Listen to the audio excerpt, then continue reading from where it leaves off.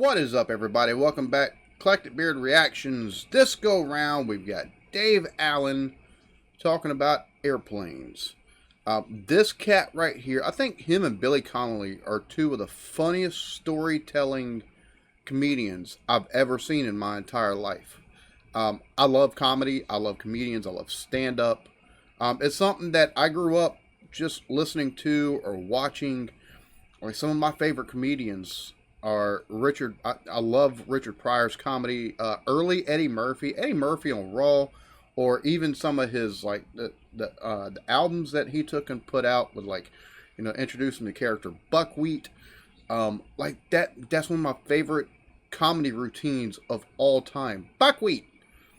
Like, I've got, I come from a predominantly black family, and I've never took and met anybody named Buckwheat. It's like, yeah, our dad took and named us after his favorite cereals. Ain't that right, Farina? Stuff like that. That's the stuff that I grew up on. I grew up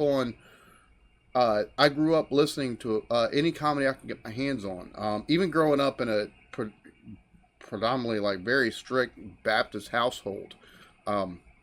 Thankfully, I had family that weren't so strict, so summer times in Alabama, that's what I would do. I would take and find comedy routines, or I'd wind up listening to comedy through family members and stuff. And comedy it's one of my favorite things to watch. As far as TV is concerned, I love to laugh. So the comedians that are over in England and the UK as a whole, like, that come from Scotland or come from Ireland, like, Tommy Tiernan, like that, just the brilliance of them, like Tommy Tiernan, Billy Connolly, like that, just the brilliance. And Dave Allen, between, I think, Billy Connolly and Dave Allen, I think they're my two favorites that I've heard so far. It's one of the reasons why I love watching the Two Ronnies sketch. And I've had a couple people in the comments, I'm like, oh, not, no more Two Ronnies. And sorry, dudes, like, that's just, I find them funny. And until I can take and get through most of their stuff, I'm going to watch their stuff. I've still got to take and watch the rest of the Raspberry Phantom Blower. It's just, comedy for me, it's such a, number one, I think laughter is a language that the world understands. Even if you don't understand context sometimes, you understand concepts.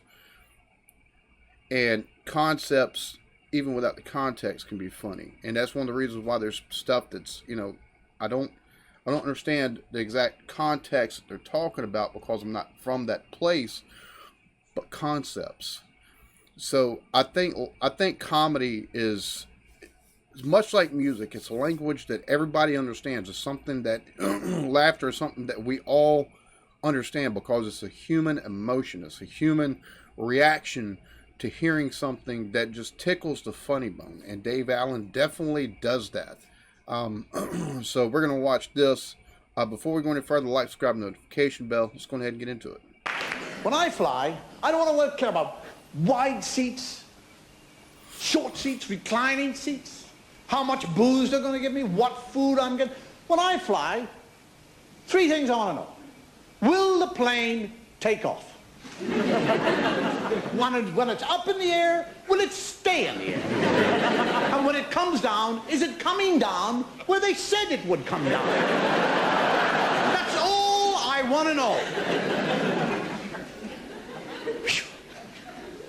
Get on airplanes. Good. The language of airlines. Planes are never late. Have you never noticed that? They're delayed.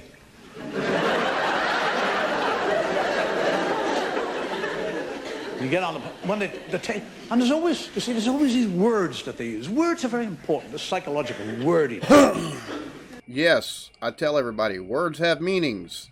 Like, for real, words have meanings.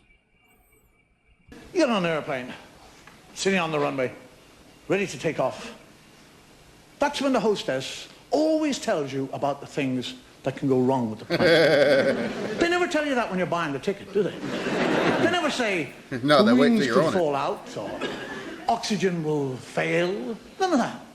They wait until you're sitting there. Not only are you sitting there, but you're strapped. You're strapped into this bloody thing. And then under the guise of talking about the doors, they're giving you a blessing. You know, I'm sorry.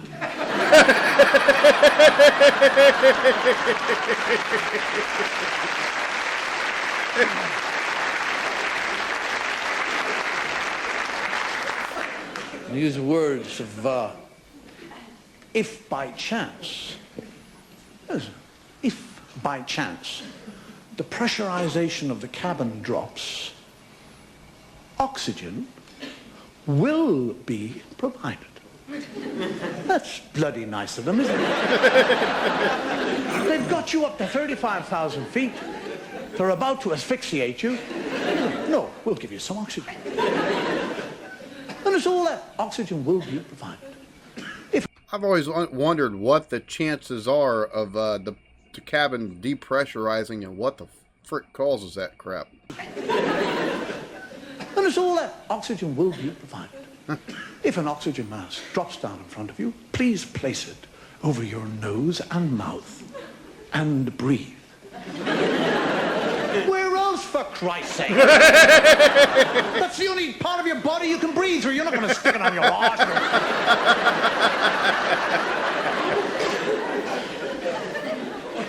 And breathe normally. Normally. Can you see yourself 35,000 feet? And these things drop out of the roof like used contraceptive? And you're going to go, oh, look at that. Oh, that's interesting. The pressurization of the cabin must have dropped. They're providing us with oxygen. Oh, how. Very interesting, isn't it? Yes. Crap. Let me tell you, if you're sitting there at 35,000 feet and those things drop down in front of you, the first thing that happens is your anal nerve goes.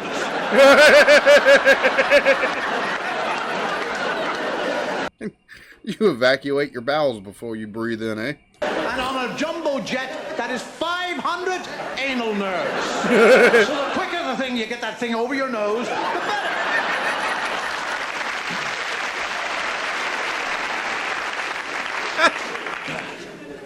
Words like emergency landing. Have you come across that?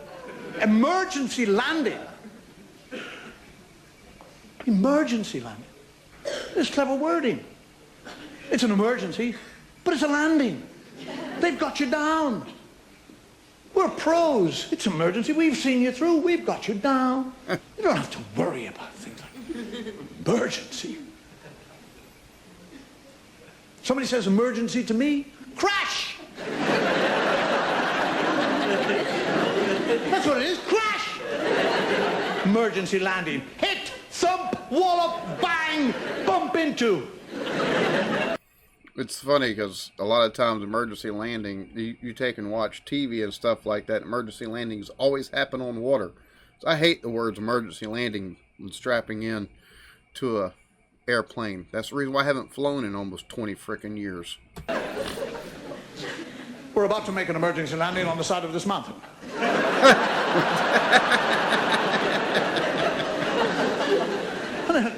Lovely things like make sure your safety belt is fastened. Can you see yourself going through all this? The plane is coming in. Your table is stowed. Seat is in an upright position. Make sure that all the crockery and glass things you give to the hostess. Hostess, excuse me. We're coming into the side of a mountain. Will you take my glass away from me? Take your teeth out. They don't say take your false teeth out. They say take your teeth out. People sit there with spoons going.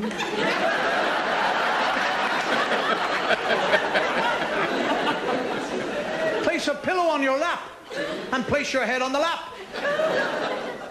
You see that? Sitting there, coming into the side of a mountain with your head on your lap. That's so you can kiss your ass goodbye.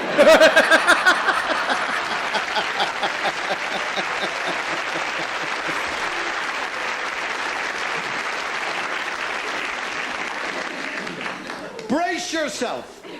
Brace brace yourself. What did you do when you hit the mountain? I braced myself. That's what I did.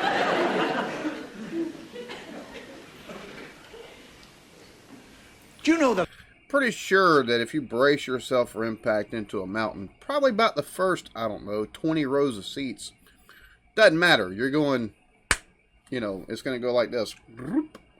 So you're about the last 15 rows of seats in the airplane.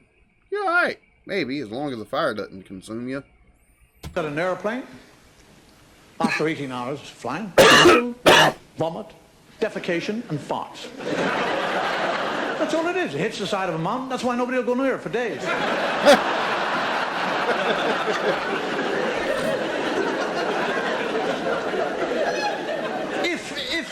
Have you heard? If in the unlikely event of us having to put down on water, there's a double doubt there, isn't it?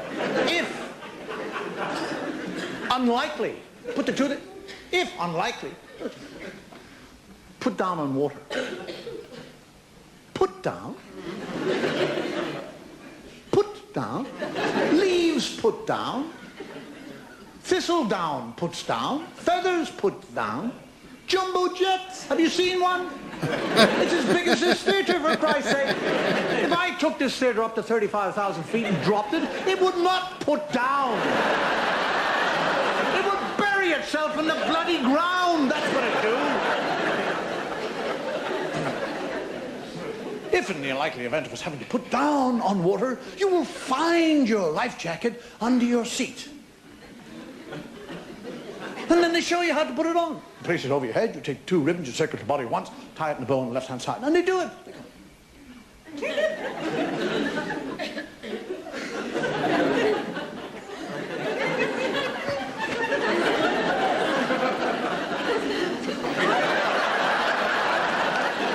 Can you see yourself coming out of the sky at 900 miles an hour?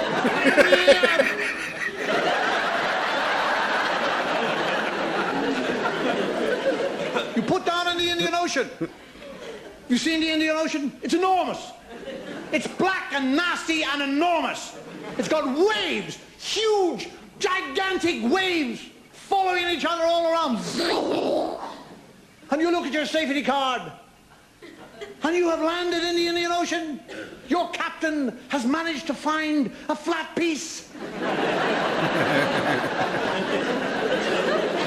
Your plane is flat. All little blue waves all around it, all pretty. The yellow slides coming out of the side of the airplane. People going. I've always wondered about that because the buoyancy of the plane is going to keep it up for a little bit. But the minute you open one of those doors to let people out because you've had to, make an emergency landing in the ocean, water's going to start coming in, and then it's going to be harder for people to get out. So it's funny how the airlines lie to you. Like, seriously. The dinghy with a bell tent.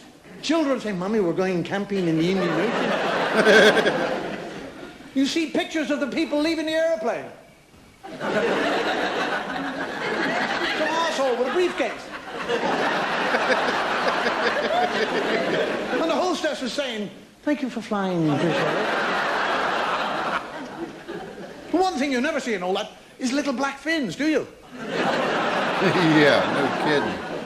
You never looked at those pictures and there's little black fins all floating around, is there? If you get in an airplane and you're looking at the safety card and it has black fins on it, I have been there before you. That's what I do on airplanes now. I get the safety card and I draw in little black fins.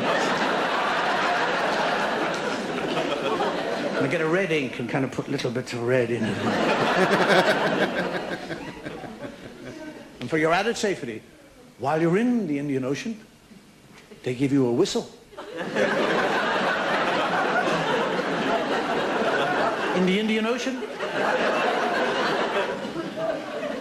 miles of nothing, huge waves.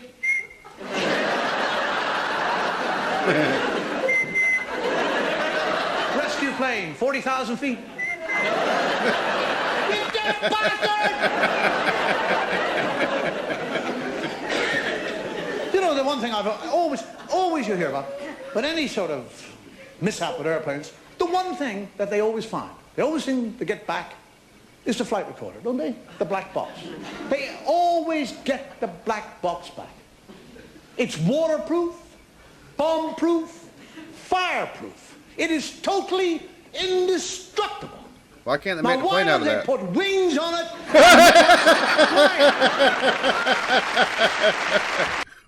Yeah, why don't they just going ahead and make the plane out of the black box material and just put people in it and fly that? This is the reason why Dave Allen is this is a perfect example why he's a master storyteller. I love this. Too funny, because he's right. He's right. Like, you hear all these doom and gloom scenarios when you get onto an airplane in the case of, and you just know, if you go down in the water, you're going to die. Emergency landings normally means something has gone tits up, and you're SOL. You're not going to care at that point. Like you said, you put your face in the pillow so you can kiss your ass goodbye. That's exactly how that works. So yeah, y'all have a lovely one. Be good to each other. Love yourselves. Peace.